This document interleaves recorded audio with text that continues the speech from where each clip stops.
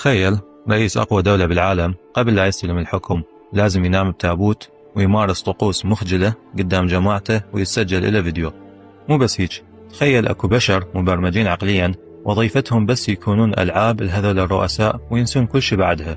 هذا مو فيلم رعب، هذا كلام موجود بوثائق وكتب منعت من التداول بأكثر من مكان. حتى هذا هو مشروع مونارك. مشروع مونارك هو جزء من مشروع أكبر اسمه MK Ultra.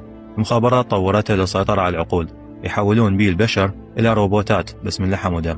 أخطر فئة بهذا البرنامج يسموهم الموديلات الرئاسية، يعني بنات جميلات يتم غسل أدمغتهم بالكامل عن طريق الصدمات الكهربائية والتعذيب النفسي منهم وهم صغار، والهدف يصيرون عبيد جنسيين للرؤساء وكبار السياسيين. أكو ضحايا مثل كاثي أوبراين حكت تفاصيل مرعبة، وأنه هي خدمة رؤساء أمريكان معروفين.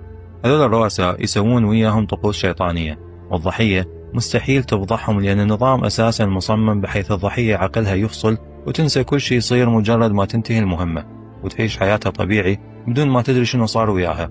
بس هالشي ما استمر للأبد، لأن ببعض الحالات النادرة البرمجة تعطلت أو انكسرت والذكريات المكبوتة رجعت تطفو على السطح بعد سنين. وهذا بالضبط اللي صار ويا كاثي وخلاها تقدر تكتب وتفضح المستور.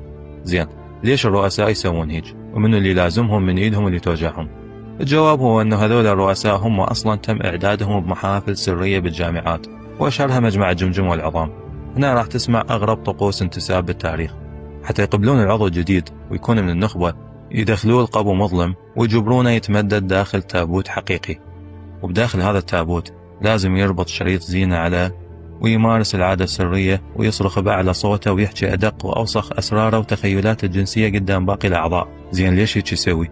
ببساطة لأن كل هذا راح يتسجل صوت وصورة، يعني باكر عقبه بس يصير وزير أو رئيس ويفكر يخون الجماعة أو يطلع عن طوعهم، الشريط هذا راح يطلع ويدمر مستقبله. يعني بالمختصر وبحسب هاي التسريبات، العالم يحكم ناس يا أما هم عبيد مبرمجين فاقدين الذاكرة، يا أما سياسيين مكسور عينهم بأشرطة فضايح. هذا الكلام يفسر ليش نشوف حروب وقرارات مجنونة وعبثية تصير بالعالم بدون أي منطق. هسه كتبوا لي رأيكم، تعتقدون هذا خيال ونظرية مؤامرة أو حقيقة؟ خاصة إذا رجعنا شوية بالذاكرة وتذكرنا قصة بيل كلينتون وفضيحته ويا مونيكا لوينسكي.